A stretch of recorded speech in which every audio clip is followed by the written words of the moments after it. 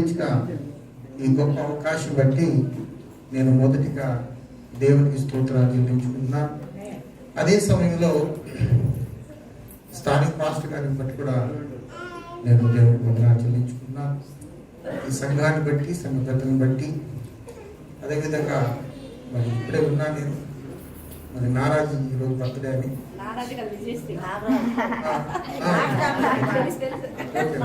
విజయశ్రీకి ఈరోజు బర్త్డే తెలుసుకున్నాను. అంటే గత సంవత్సరం అంతా కూడా దేవుడు తనని కాపాడినందుకు, ఆరోగ్యాన్ని ఇచ్చినందుకు, చాలా సంతోషం ఉండడానికి దేవుడు అవకాశం ఇచ్చినందుకు కూడా నేను దేవునికి స్తుతులు చెల్లించుకుంటున్నాను. మరి ఈ సందర్భాన్ని బట్టి చూసుకుంటే ఒక నూతన సంవత్సరాన్ని మరి దేవుడు విజయశ్రీ గారికి ఇచ్చాడనే నమ్మాలి, విశ్వసించాలి. ఎందుకంటే గత సంవత్సరం చాలా మంది కనుమరుగైపోయారు. కనుమరుగంటే తెలుసు కదా, అంటే కనిపించకుండా పోయారు. వాళ్ళ యొక్క జ్ఞాపకాలు మనకు ఉన్నాయి కానీ చాలా మంది మిస్ అయిపోయారు. కానీ అలాంటి లిస్టులో ఎవరు మన ఇక్కడికి వచ్చిన వాళ్ళు ఎవరు కూడా లేవు. అందరు బట్టి ఒక విజయశ్రీ కాదు, మనం అందరం కూడా దేవుని స్తోత్రాలు చెల్లిద్దాం. హల్లెలూయా, హల్లెలూయా, హల్లెలూయా. సో వీటన్నిటిని కూడా మనం జ్ఞాపకం చేసుకుంటూ దేవుని యొక్క సన్నిధిలో ఈ రీతిగా కూర్చుని దేవుని వాక్యం వినడానికి, దేవుడు మనందరికి ఇచ్చిన ఆయుష్ను బట్టి, ఆరోగ్యాన్ని బట్టి, ఈ యొక్క స్థితిగతులను బట్టి దేవునికి స్తుతులు చెల్లించుకుందాం. రండి, మనమందరం కలిసి చిన్న వాక్యాన్ని చదువుకుని వాక్య పరిచయంలోకి వెళ్ళిపోదాం ఆలస్యం చేయకోకుండా. 143వ కీర్తన 10వ వచనం.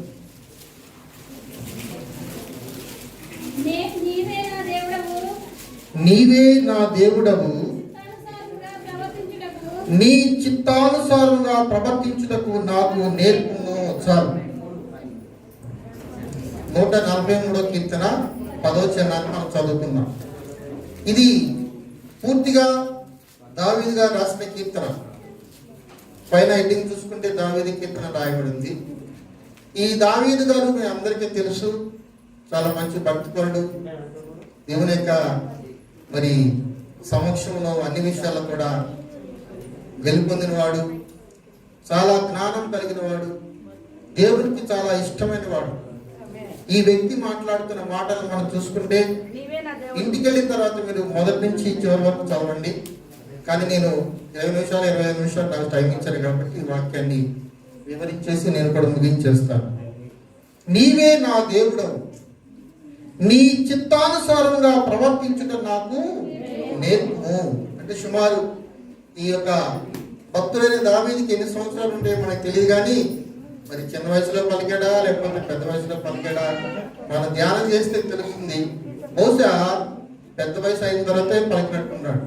ఇక్కడ దేవుని తెలుసుకోవడానికి దావీదు చేసిన ప్రయత్నాలు కూడా మనం ఒకసారి మనం గమనిద్దాం. ఎందుకంటే యెషయా గారికి చాలా మంది పిల్లలు ఉన్నారు. వాళ్ళందరూ కూడా మరి యుద్ధానికి పంపించారు. ఒక చిన్నవాడైన దావీదుని మాత్రం ఆయన దగ్గర పెట్టుకున్నాడు. ఈ జనరల్ గా ఏంటంటే చిన్నవాళ్ళని ఇంటి దగ్గర ఎందుకు పెట్టుకుంటారంటే ప్రేమ ఎక్కువ ఉంటుంది చిన్నవాళ్ళకి. చిన్నవాళ్ళ మీద తల్లిదండ్రులకి చాలా ప్రేమ ఉంటుంది. వీడు యుద్ధం వెళ్తే ఏం చేస్తారు, పెద్దవాడు వెళ్ళాడు కదా అని చెప్పేసి వీటిని ఆపేశారు. ఎవరైనా వచ్చి దావీదుని కూడా మరి సైన్యంలో చేర్చొచ్చు కదా అంటే వీడు ఎందుకు పనికిరాడయ్యా, ఈ దావీదు వినాలమ్మా, ఈ దావీదు ఎందుకు పనికిరాడు, అందుకని చెప్పేసి ఇతన్ని మరి బర్రెలు కాయడానికి లేదా గొర్రెలు కాయడానికి పెట్టుకున్నాం అని చెప్పేసి అలా టైం పాస్ చేస్తున్నారు. ఇక్కడ దావీదుకి అప్పగించిన పనిని మనం జ్ఞాపకం చేసుకుంటే గొర్రెల్ని మేపి చక్కగా తీసుకురావడం. ఏమండి, గొర్రెల్ని మేపి చక్కగా తీసుకురావడం. జనరల్గా గొర్రెలు ఏం చేస్తారంటే ఒక దొడ్లో పెడతారు, దానికి చుట్టూ ఏదో ఒకటి పెండు కట్టో లేకపోతే ఏదో ఒకటి వేస్తారు. వేసిన తర్వాత ఒక గేట్ పెడతారు. ఒక గేట్ పెట్టిన తర్వాత వదిలేటప్పుడు వాళ్ళ డాడీ ఏం చేసేవారంటే వాళ్ళ నాన్నగారు గొర్రెలన్నిటిని కూడా లెక్క పెట్టి పంపించేవాడు. ఏమైతే ఉన్నాయో ఏవైతే వాటిని తీసుకొని ఆ యొక్క ప్రాంతానికి వెళ్ళి మేతకు తీసుకుని వెళ్ళి తిరిగి వచ్చేటప్పుడు ఆ లెక్క మళ్ళీ అప్పగించాలి. ఇది ఒక పొలంలో కాదు చేసేది. ఈ గొర్రెలన్నిటిని కూడా అడవిలోకి తీసుకుని వెళ్ళి జాగ్రత్తగా మేపి మరలా తీసుకురావాలి. ఒక్కడే పాపం కుర్రాడు, బహుశా ఇంత వయసు ఉండొచ్చు, మన పాస్టర్ గారు అంత వయసు ఉండొచ్చు, వాడికి అసలు ఏం తెలుస్తుంది. అప్పుడు అడవిలో చాలా క్రూర మృగాలు ఉండేవి. ఏమున్నాయండి? క్రూర మృగాలు ఉన్నాయి. ఇప్పుడు సిటీలో కూడా క్రూర మృగాలు ఉన్నాయి, అప్పుడు అడవిలో ఉండేవి క్రూర మృగాలు. ఈ క్రూర మృగాలు ఏం చేసేవంటే ఆ గొర్రెల్ని చాటుగా కాసి ఆ గొర్రెల్ని క్యాచ్ చేయడానికి ట్రై చేస్తున్నాయి. కానీ ఇక్కడ దావీదు, చిన్నవాడైన దావీదు, వాళ్ళు అప్పగించిన గొర్రెలను తిరిగి తీసుకుని వెళ్ళడానికి ఎవరు దిక్కులేరు. ఆయనకి అక్కడ తోడు ఎవరు లేరు, కనీసం ఒక కుక్కను కూడా తీసుకుని వెళ్ళాలి. అప్పుడు దావీదు ఏం చేశాడంటే పైకి చూశాడు. దేవునికి స్తోత్రములు కలుగునుగాక. హల్లెలూయా.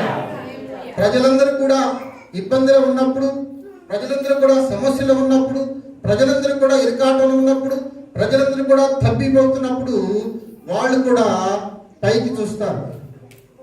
ఏంటమ్మా అలా ఉన్నావు, ఏంటి నీ పరిస్థితి అలా ఉంది అంటే, ఎవరైనా కానివ్వండి, ఏ మతస్థుడైనా కానివ్వండి, ఏ కులస్థుడైనా కానివ్వండి, ఏ వ్యక్తి అయినా కానివ్వండి, అందగాడైనా కానివ్వండి, అందహీనుడైనా కానివ్వండి, ఆ వ్యక్తి ఏం చేస్తాడంటే పైనాడిది అంతా అంటారు. అంటే ఇప్పుడు మనుషులందరికీ కూడా ఒక సెన్స్ ఉంది.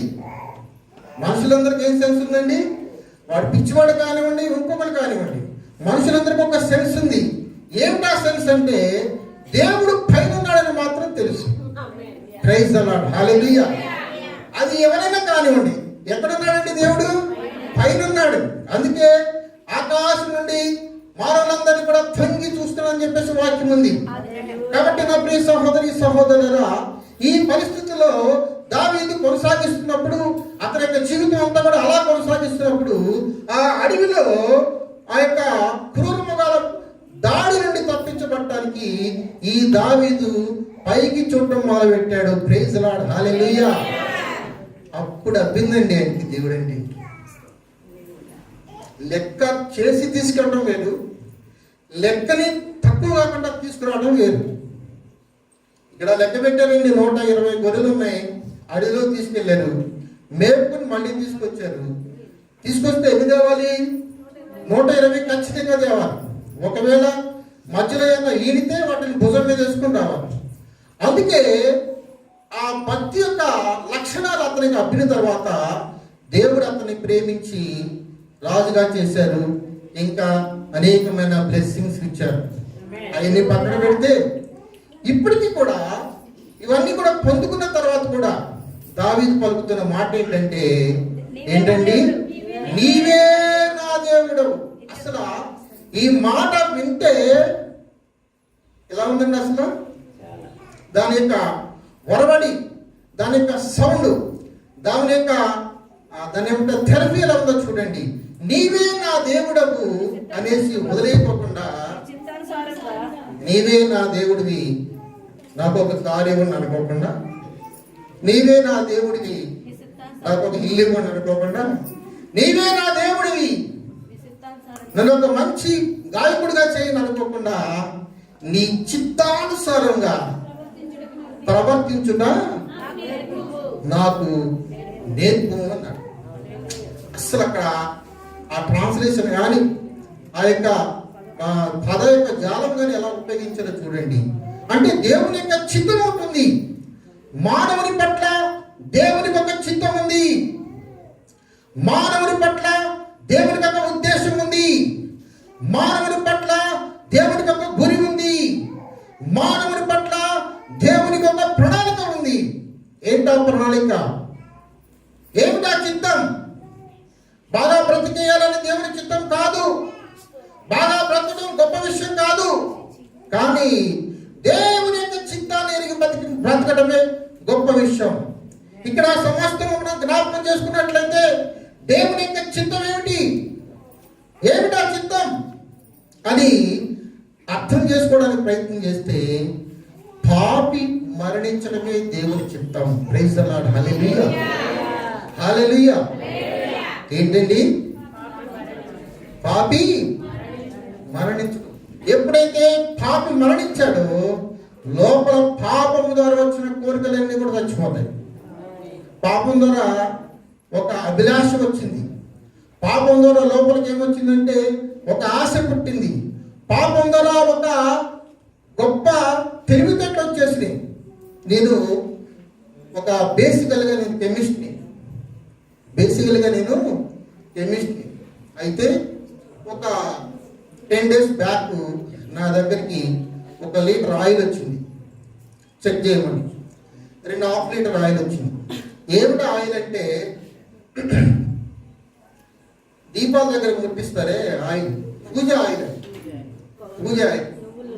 సరే నేను పెద్ద పట్టించుకోలే. దాని మీద ఒక హెడ్డింగ్ కూడా ఉంది, పూజ ఆయిల్ అని ఉంది. దాని పేరు శుభం ఇండస్ట్రీస్ అనే ఒక కంపెనీ వాళ్ళు తయారు చేసి పంపించారు నాకు. సరే నేను దాన్ని పట్టించుకోలే. అతను రోజు ఫోన్ చేస్తాడు. అప్పుడు ఏంట్రా బాబు నీ గొడవ అని చెప్పేసి దాన్ని ల్యాబ్కి తీసుకెళ్ళి టెక్ చేశాను. నాకు తెలిసిపోయింది అది ఏం జరుగుతుందో ఏంటో. వెంటనే అతనికి ఫోన్ చేసి, సరే మీ ప్రేమ ఉంటే ఉండొచ్చు కానీ ఈ దీపం వెలిగిస్తే దేవుడు కాదు కదా, దెయ్యాలు 100 వస్తాయని చెప్పాడు. ఏమొస్తాయండి దెయ్యాలు? ఆ ఇంట్లో 100 దెయ్యాలు వస్తాయని చెప్పాడు. స్టన్ అయిపోయాడు. ఎందుకంటే బేసికల్గా దేవుడు తెలియని వాళ్ళు ఏం చేస్తారంటే సాంబ్రాణి కడ్డీలు వెలిగించడం, పువ్వులు పెట్టడం, దీపారాధన చేయడం చేస్తుంటారు. ఈ దీపారాధన కూడా ఒక స్పెషల్ నూనె కావాలి. ఏమిటా నూనె? నువ్వుల నూనె కావాలి. వీళ్ళు ఏం చేస్తారంటే వైట్ ఆయిల్ అని లీటర్ 15 రూపాయలు ఉంటుందండి. అది దాంట్లో రైస్ ఆయిల్ కలిపేసి కలర్ వేసేసి ప్యాకింగ్ చేసి ఇచ్చేస్తున్నారు. అది 3 కిలో ఎంత అనుకున్నారు? సుమారు 275 రూపాయలు ఎంత ఉంటుంది, కానీ ఇది 90 రూపాయలకి ఇచ్చేస్తున్నారు. అంటే ప్రజల లోపల ఎంత కల్తీ ఉందో చూడండి. అసలు అన్ని కూడా కల్తీ, ప్రతిది కూడా కల్తీ. కానీ ఇక్కడ దేవుని యొక్క చిత్తానుసారంగా నడవటం అనేది కల్తీ లేని పని. ఏంటండి? ఇది కల్తీ లేని పని, ఇది కల్తీ లేని అవకాశం. ఇక్కడ కూర్చున్న వాళ్ళంతా కూడా దేవుడి గొప్ప అవకాశం ఇచ్చాడు, కల్తీ లేకుండా జీవించడానికి అవకాశం ఇచ్చాడు. కానీ నా దగ్గరకు వచ్చినన్ని కూడా కల్తీ లాగానే కనిపించినాయి. వెంటనే నేను సర్టిఫికేట్ చేస్తాను. ఆ సర్టిఫికేట్ మీద రాశాను, పలానా ఉంది, ఇది పూజకి పనికిరాదు, పూజ చేయడానికి పనికిరాదు, పూజకి పనికిస్తే ఆ పూజగా అంత నల్లగా అయిపోద్దని రాశాను. సర్టిఫికేట్ చేసుకోలేదు. నిజంగా నల్లగా అయిపోతుంది.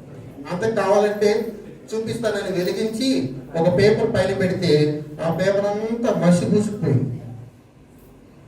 నిజంగా పాపం తెలియక నూనె ఎంత నూనె వాడతారండి అసలు దేవుని దగ్గరికి. చాలా మంది తెలియక ఏమేమో చేస్తున్నారు. కానీ ప్రజల్లో నుంచి, సమాజంలో నుంచి, కుటుంబంలో నుంచి దేవుడు మిమ్మల్ని అందరినీ కూడా ఒక్కొక్కరిని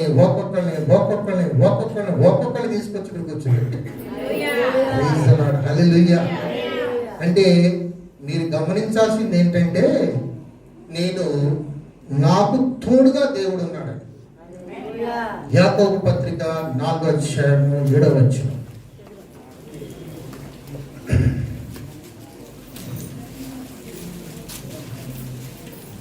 యాకోబు పత్రిక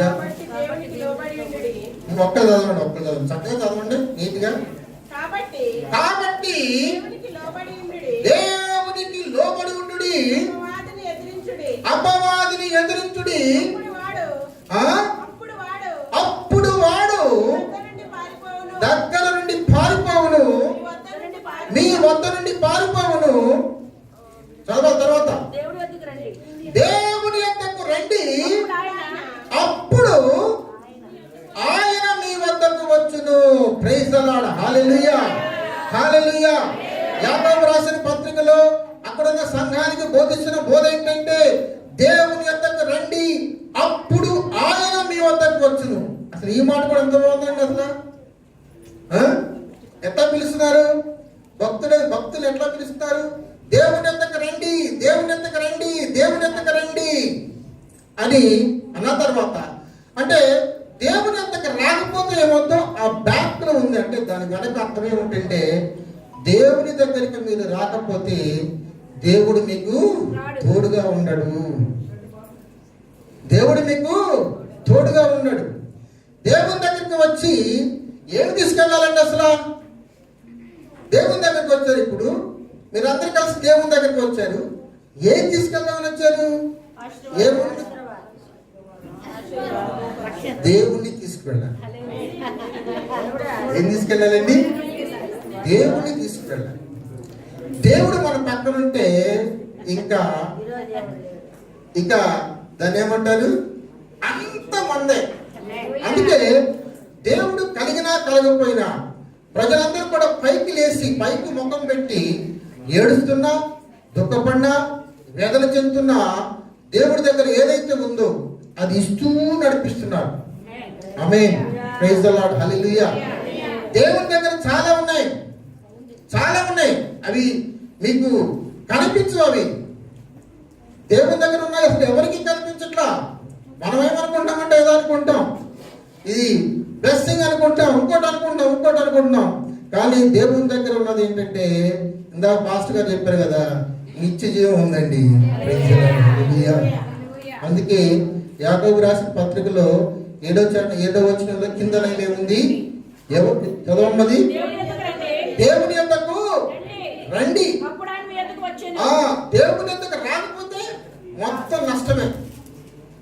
దాని వెనకాల ఉన్న అర్థం ఏంటంటే, దాని వెనకాల అంటే ప్రతి వచనానికి బ్యాక్ ఒక అర్థం ఉంటుంది. ఏంటి అర్థం అంటే, దేవునికి వద్దకు రాకపోతే నీ జీవితం సున్నా. ఏంటండి? సున్నాలు విలువ ఉందా? ఉండొచ్చులే. సున్నా లేకపోతే 100 రూపాయలు ఎంత అవుతుంది? 1,00,000 రూపాయలకి ఎన్ని సున్నాలు? 1,00,000 రూపాయలకి ఎన్ని సున్నాలు? 1,00,00,000 రూపాయలకి ఎన్ని సున్నాలు? సున్నా విలువ లేదంటారేంటి? ఎవరిని చెప్పండి, సున్నా విలువ లేదంటారేంటండి? సున్నా విలువ ఉంది. కానీ దేవుడు లేకపోతే మన జీవితాల్లో సున్నానే. దేవుడు లేకపోతే ఏమైందో నేను ఒక 2-3 మాటలు చెప్పేసి నేను ముగిస్తాను. దేవుడు సరిగ్గా దేవుడు మన తోడు లేకపోతే ఏమవుతాయి అంటే కోరికలు పుడతా ఉంటాయి. ఏం పుడతాయండి?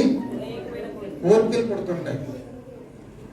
ఆర్థిక శాస్త్రంలో ఒక మాట ఉంది. ఏంటి ఆ మాట అంటే, కోరికలు అంటే అనేకం అంట.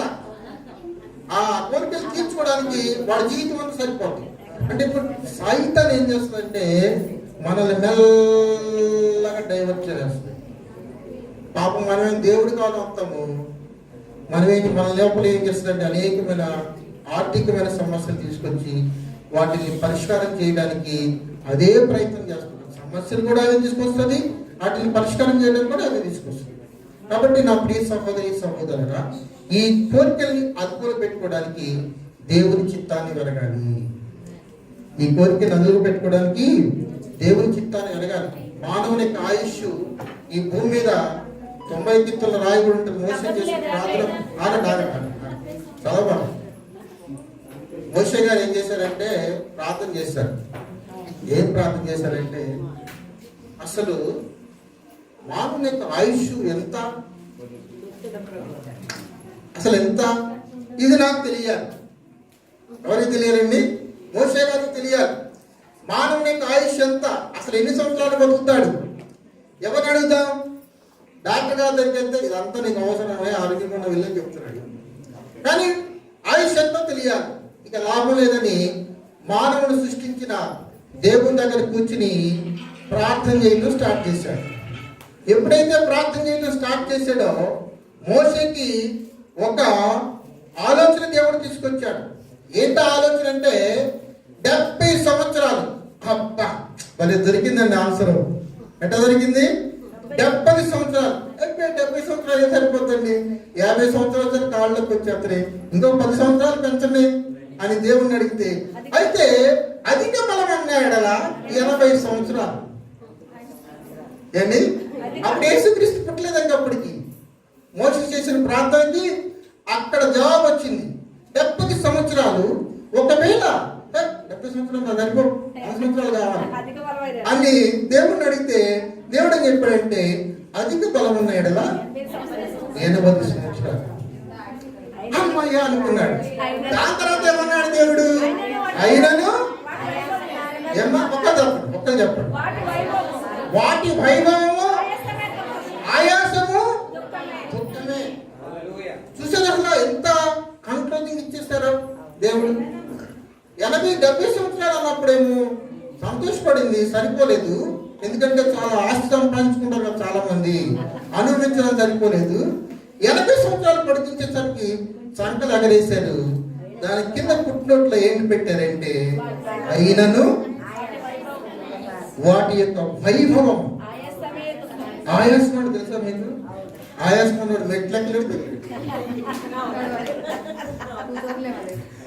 ఆయాసం అన్నాడు మెట్లెక్కలేడు, మెట్లెక్కడప్పుడు ఎడతాడు, దిగేటప్పుడు ఎడతాడు. దాని అర్థమవుతుందన్నమాట. అంటే ఆ 80 సంవత్సరాలు బ్రతికినా వాడి యొక్క వైభవం అంటే దాని యొక్క అనుభూతి ఆయాసము దుఃఖం అని చెప్పేసి స్పష్టంగా రాశారు. సరే ఇది వదిలేస్తే ఇక ఈ పత్రికలో చూసుకుంటే వయసు ఎంత అని చెప్పేసి ఇంకో భక్తుడు ప్రారంభించారు. నా ఆయుష్ ఎంత, అసలు నేను ఎంత ఎంత బతకగలను అని చెప్పేసి యేసుక్రీస్తు పుట్టిన తర్వాత రాస్తే, అది కూడా యాకోబు పత్రికలో చదవద్దు, అది ఆవిరి వంటిదని చెప్పేసి తేల్చేశారు. అంటే ఇప్పుడు అందరూ మనం ఇక్కడ మన జీవితాల్లో మనం ఫెయిల్ అయిపోతున్నామా, పాస్ అవుతున్నామా? దేవుని వాక్యం చూస్తేనేమో ఇలా నరికేస్తుంది, మనమేమో అది నరుకుంటా ఎలమంటా తప్పించుకుని తిరుగుతున్నాము. దేవుని వాక్యం ఏం చేస్తుంది? అసలు మనుషుల్ని నరికేస్తుంది. ఆ నరకటం అనేది మన మీదకి రాకుండా తప్పించుకుని తిరుగుతున్నాం మనం. ఇక్కడ తేడా వచ్చేస్తుంది ఏమండి, ఇక్కడ తేడా వస్తుంది. అందుకే ఈ వాక్యం యొక్క సంధింపు మనుషులకు వెళ్ళకోకుండా వాళ్ళు ఏం చేస్తున్నారంటే ప్రతి మనిషి కూడా వారికి ఇష్టానుసారమైన, అంటే వారికి ఏదైతే ఇష్టం ఉందో దాన్ని అనుభవించడానికి పక్కదోవ పెడుతున్నారు. ఉదాహరణకి చెట్టు దగ్గరికి వెళ్ళి దండం పెడితే కొన్ని కోరికలు తీరుతాయి, కానీ చెట్టుకి మీద పడితే వాడు చచ్చుకుంటాడు. విగ్రహం దగ్గరికి వెళ్ళి దండం పెడితే కొన్ని కోరికలు తీరుతాయి, కానీ ఆ రాతి విగ్రహం ఇరిగి మీద పడితే వాడు చచ్చుకుంటాడు. గాలి దగ్గరికి వెళ్ళి దండం పెడితే గాలి కొన్ని కోరికలు తీస్తుంది, అదే గాలి ఆ వ్యక్తి మీదకి వస్తే ఊపిరాడక చచ్చుకుంటాడు. సముద్రం దగ్గరికి వెళ్ళి దండం పెడితే సముద్రం కూడా, అంటే నీరు కూడా మనిషి యొక్క కోరికలు తెలుస్తుంది, అదే నీరు మీదకి వస్తే వాడు చచ్చుకుంటాడు. ప్రియ సహోదరి సహోదరుడా, ఈ రాత్రి గమనించాల్సింది ఏంటంటే దేవుని యొక్క చిత్తానుసారంగా నడవటం అనేది ఒక పెద్ద ప్రణాళిక. అది పరలోకం నుంచి వచ్చిన మాట. ఎక్కడి నుంచి వచ్చిందండి? అది పరలోకం నుంచి వచ్చిన మాట. ఎక్కడి నుంచి వచ్చిందండి?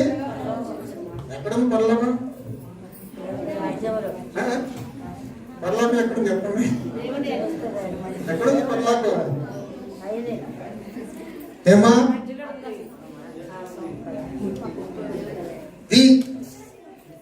2020 సంవత్సరం ఆగస్టు 16 సుమారు మధ్యాహ్నం ప్రభువునందు నిద్రించను అని ఒక బోర్డు రాయాల్సి వచ్చింది. ఈ ప్రభు ఎక్కడున్నాడు? పరలోకం ఉన్నాడు. ఆయన ప్రభువునందు నిద్రించను. చాలా మంది చచ్చిపోయిన దగ్గర సమాధికి వెళ్తే వాళ్ళు ప్రభువునందు నిద్రించారో నిద్రించలేదో తెలియదు, కానీ బోట్లు మాత్రం చక్కగా ఉంటాయి. ప్రభువునందు నిద్రించను అనే మాట.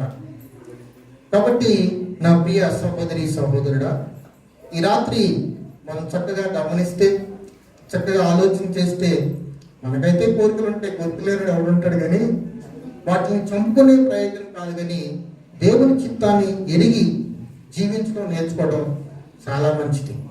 దేవుని చిత్తం ఏంటో తెలియాలి ఫస్ట్. చాలా మంది ఏమంటారంటే, ఏమా ఉద్యోగం రాలేదా?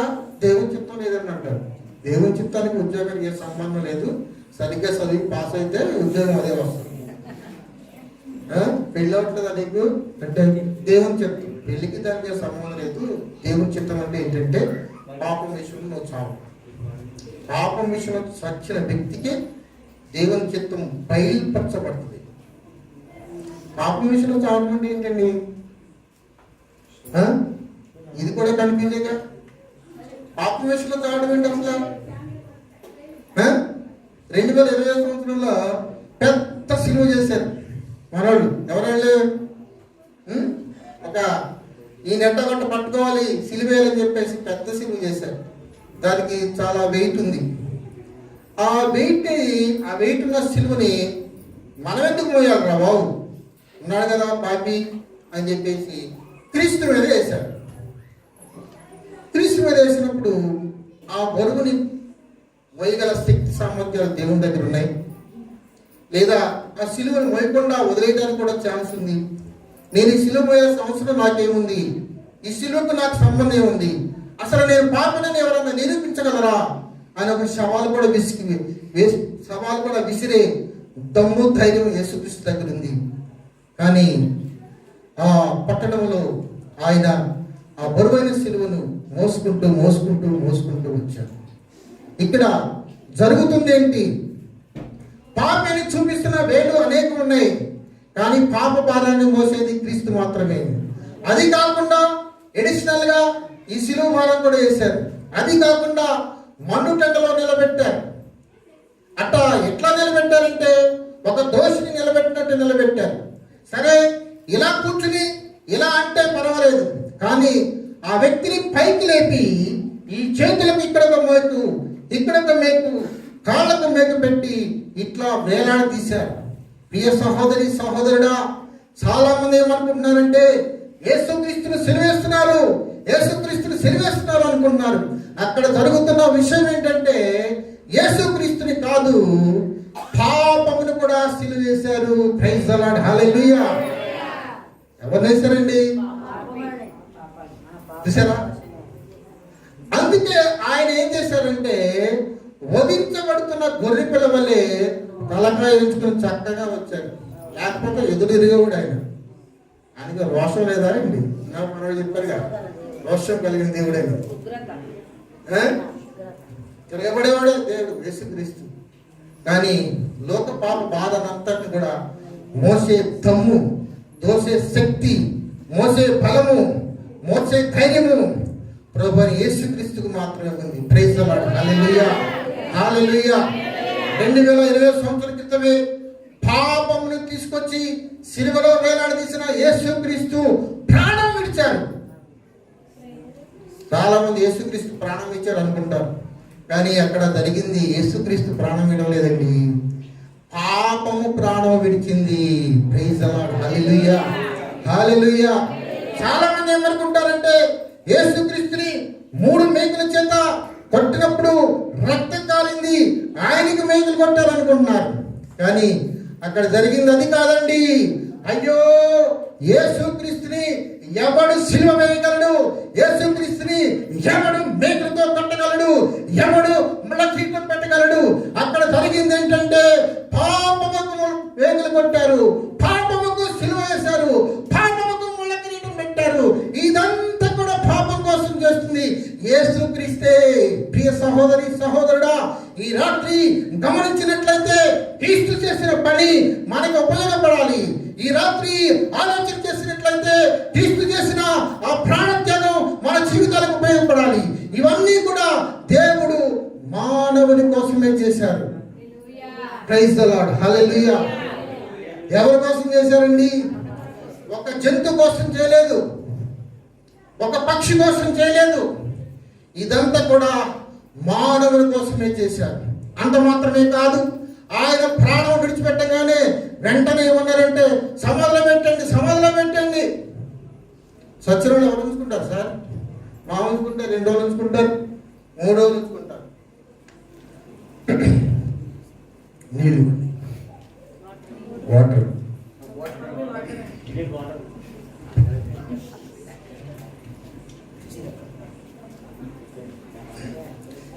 ఈ చనిపోయిన వాళ్ళు ఎక్కువ రోజులు ఉంచుకోవడానికి ఎవరు కూడా ఇష్టపడరు. చాలా రోజులు ఉంచుకోవడానికి నడవదు. అక్కడ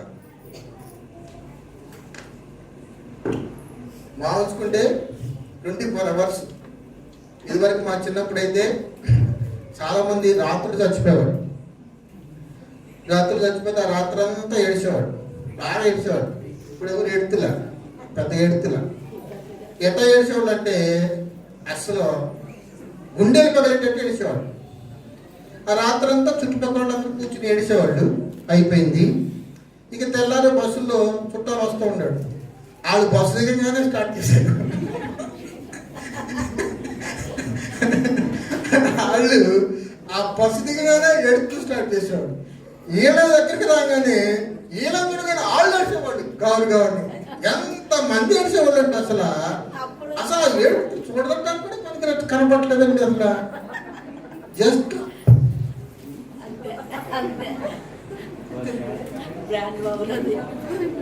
జస్ట్ ఇట్లా వచ్చాడు. మామూలుగా ఉన్నాడు. ఎప్పుడు పోయాడు మళ్ళీ ఇడు మాటలు. ఎప్పుడు పోయాడు, ఎక్కడ పోయాడు, అక్కడే ఉన్నాడుగా. ఎక్కడ పోయాడు ఆయన, ఎక్కడ పోయాడు? యేసుక్రీస్తుని అలా చనిపోయిన తర్వాత, శిలువలో ప్రాణం పెట్టిన తర్వాత కిందకి దించి ఆయన సమాధి చేయడానికి తీసుకుని వెళ్ళారు. ప్రజలందరూ ఏమనుకుంటున్నారంటే యేసుక్రీస్తుని సమాధి చేశారు, అయిపోయింది రా పని అనుకున్నారు. కానీ అక్కడ సమాధి చేయబడింది ఎవరినంటే పాపమును కూడా సమాధి చేయడం జరిగింది. ఈ పాపము సమాధి చేయబడిన తర్వాత అప్పుడు మనుషులకి కొంచెం హృదయాలు వెలిగించబడ్డాయి. ఆయన యేసుక్రీస్తుల వారు, ఇక్కడ వినండి, ఇది శ్రద్ధ కలిగిన మాట. యేసుక్రీస్తుల వారు 33 సంవత్సరాలు బ్రతికినప్పుడు 30 సంవత్సరాలు ఇలాంటి బలలో కుర్చీలు చేసుకుంటూ చక్కగా ఆయన ప్రయాణం చేస్తూ ఆయన జీవితాన్ని ఆయన అలా కొనసాగిస్తున్నారు. పాప యేసుక్రీస్తుకి ఒక అంబాసిడర్ కారు కూడా లేదు, నడుచుకుంటానే తిరిగాడు. పాపం నడుచుకుంటానే తిరిగాడు. ఒక్క అంబాసిడర్ కారు కొనిపెట్టలేదండి. అంతమంది విశ్వాసులు ఉన్నారు. ఆయన మీటింగ్ పెడితే వేల మంది వచ్చేవాడు. ఆయన ఏం చేసేవాడు, అమ్మయ్య వీళ్ళందరూ రక్షించబడ్డారు అనుకునేవాడు కాదు. ఆ వేల మందిని ఆయన దగ్గర ఒక జల్లిడి ఉండేది, ఆ జల్లీలో వేసి ఇలా పెట్టి ఇలా అనేవాడు. అప్పుడు ఒక పేతురు పడ్డాడు. ప్రైజ్ ది లార్డ్, హల్లెలూయా. ఎక్కడి నుంచి పడ్డాడండి? ఆ జల్లీలో నుంచి పేతురు పడ్డాడు. ఇంకో నాటికల్ మీటింగ్ పెట్టాడు. అందరిని కూడా జల్లీలు వేశాడు. ఒక్కడు పడలా. ఈ లాభం లేదని వేరే చోటుకి వెళ్ళాడు. అక్కడ మీటింగ్ పెట్టాడు, జల్లిడేశాడు. జల్లిడేయగానే ఒక యోహాను పడ్డాడు. మీరందరూ అట్ట పడ్డారా? జల్లీలో పడ్డారా అసలు? మీరు జల్లీలో పడతారా అసలు? జల్లీలో పడ్డారా? మీరు జల్లీలో పడ్డారా? సరే పడ్డారు అనుకుందాం. ఓకే రైట్, వదిలేద్దాం. సరే, ఈ జల్లీలో ఆయన జల్లిస్తే 12 మంది పడ్డారు. 12 మెంబర్స్, ఓన్లీ 12 మెంబర్స్.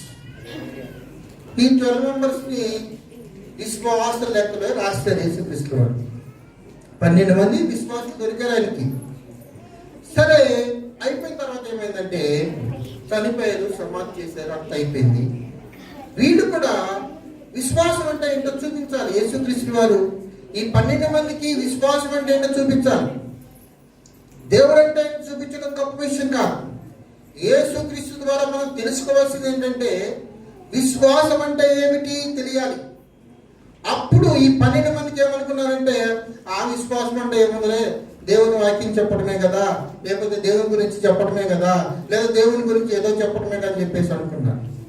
ఎప్పుడైతే సమాధి చేశారో, సమాధి చేసిన తర్వాత 3వ రోజున లేచారో అప్పుడు తెలిసిందండి వాళ్ళకి విశ్వాసం కోసము సిలువ మోయాలి, విశ్వాసం కోసము రాళ్ళు దెబ్బ తినాలి, విశ్వాసం కోసము కొరడా దెబ్బ తినాలి, విశ్వాసం కోసము అని ఉంగలిపించుకోవాలి, విశ్వాసం కోసము బట్టలు లేకుండా ఉండాలి, విశ్వాసముల కోసము రక్తం కార్చాలి, విశ్వాసం కోసము ఇన్ని శ్రమలు పడాలి, ఇక లాభం లేదు అని ఆ 12 మంది మేము కూడా క్రీస్తు వలె ప్రాణం పెడతాము.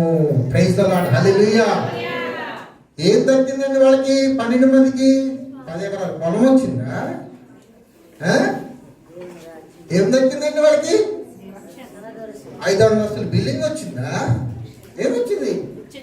అర్థమవుతుందా నేను చెప్పేది? వినిపిస్తుందా? ఏకీభవిస్తున్నారా? అంగీకరిస్తున్నారా? ఆచరిస్తారా? పారిపోతారా? రావాలి, బయటికి రావాలి, బయటికి రావాలి. ఇప్పుడు క్రీస్తు కొరకు ప్రాణం పెట్టేవాళ్ళ లిస్ట్ తయారు చేయబోతున్నారు మోసెస్ గారు. ఎంతమంది చేతులు ఎత్తారు? మహమ్మద్ రాసుకో, లిస్ట్ రాసుకో. ఎంతమంది? ఎంతమంది? అరే ఒక్కళ్ళేనా? అరే నాకంటే మీరు పెద్ద అభిమానం ఉన్న వాళ్ళు యేసుక్రీస్తు మీద, నాకంటే ముందే మీరు రక్షణ పొందారు, నాకంటే మీరు ముందే బాప్తిసం తీసుకున్నారు, నాకంటే ముందుగానే మీరు వచ్చి కూర్చున్నారు. మీరు అందరూ వచ్చిన తర్వాత నేను వచ్చాను. యేసుక్రీస్తు కోసం ప్రాణం పెట్టడానికి ఎవరు ముందుకు రారా? దిగండి. యేసుక్రీస్తు ₹1,00,000 ఇట్లా తీసుకుంటారా? కావాలా? కావాలా? ప్రియ సహోదరి సహోదరుడా, ఈ రాత్రి దేవునికి కావాల్సింది ఒక పేతురు కావాలి,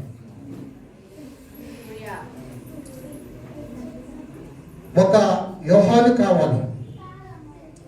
ఆ 12 మంది శిష్యుల్లో ఎవరైతే అత్యధికంగా దేవుని కోసం ప్రాణం పెట్టారో అలాంటి మనుషులు కావాలి, అలాంటి మనుషులు కావాలి. పేతురు పాపం వలేసుకుని చేపలు పడుతున్నాడు. చేపలు పడుతుంటే క్రీస్తు అన్నారు, అయ్యా నిన్ను టైం అయిపోతుందా?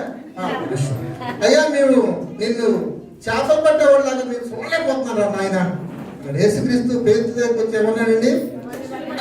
అసలు నువ్వు చేపలు పట్టేవాళ్ళగా నేను చూడలేకపోతున్నాను నాయన. చేపలు మరి నేనేం చేయాలి? మనుషులను పెట్టే జాగ్రత్తగా చేస్తా. ప్రైజ్ ది లార్డ్, హల్లెలూయా. అసలు చేపలు పట్టడం అంటే అసలు ఇది తెలుసా మీకు? ఊరికే వలెత్తే పడతాయి అనుకుంటున్నాడు. చేపలు సచ్చిన పడవాడు. ఆ చేపలు పట్టడం తెలుస్తుంది, చేపలు పట్టే కోల. అది నీటిలో సుమారు 1 మీటరు దిగువన ప్రయాణం చేస్తున్నాడు. చేప ఏం చేస్తుందండి? నీటిలో సుమారు 1 మీటరు లోతులో ప్రయాణం చేస్తుంది. అది ప్రయాణం చేయటం కూడా నీరు పొల్ల వెలుగు నిజము దేవుడని అన్నట్టు ఉండదు, అది ఎదురు ఈదుద్ది. అర్థమవుతుందండి? ఎదురు ఈదినప్పుడు ఆ ఎదురు ఈదే చిన్నది సన్నది దారం లాంటిది కనిపిస్తుంది వాడికి. అప్పుడు వేస్తాడు చేప వల. అప్పుడు దాని పరిగెత్తుంటాడు వాడు. అది ఎక్కడ దొరుకుతాడు. చేపలు పట్టేవాడికి అంత గ్రామం ఉంటుంది అన్నమాట. నా ప్రియ సహోదరి సహోదరులారా, ఇవన్నీ కూడా పక్కన పెట్టి ఒకవేళ మర్చిపోయినా దేవుని చిత్తాన్ని మాత్రం గుర్తుపెట్టుకోవాలి. ఏంటండి దేవుని చిత్తం? పాపి మరణించడం దేవుని చిత్తం. ఏంటండి? చదువుకున్న వాళ్ళు ఎంతమంది ఉన్నారండి దీంట్లో? అందరూ చదువుకున్నాడా? రాసుకోండి. దేవుని చిత్తం ఏమిటి అని ఎవరు అడిగినప్పుడు ఏం చెప్పాలి మీరు? పాపి మరణించడమే దేవుని చిత్తం. పాపి బ్రతకూడదు. దేవుని దృష్టిలో పాపి ఇప్పుడు కూడా బ్రతికి పట్టకట్టకూడదు. వాడు చావాలి, చావాలి, చావాలి. వదలబడదండి పాపిని. కాబట్టి ఈ సమయంలో శ్రద్ధగా ఉన్న మీ అందరికీ, మరి నూతన సంవత్సరంలో అడుగుపెట్టిన విజయశ్రీ అలియాస్ నారేజ్కి, అట్లాగే సంఘ పెద్దలకు, ఇంకా 2-3 రోజుల్లో నూతన సంవత్సరంలో అడుగు పెడుతున్న మీ అందరికీ ప్రభువుని యేసుక్రీస్తు నామములో మరొకసారి వందనాలు తెలియజేసుకుంటూ ఈ ప్రసంగాన్ని ఇంతటితో నేను ముగిస్తున్నాను. Praise the lord, hallelujah.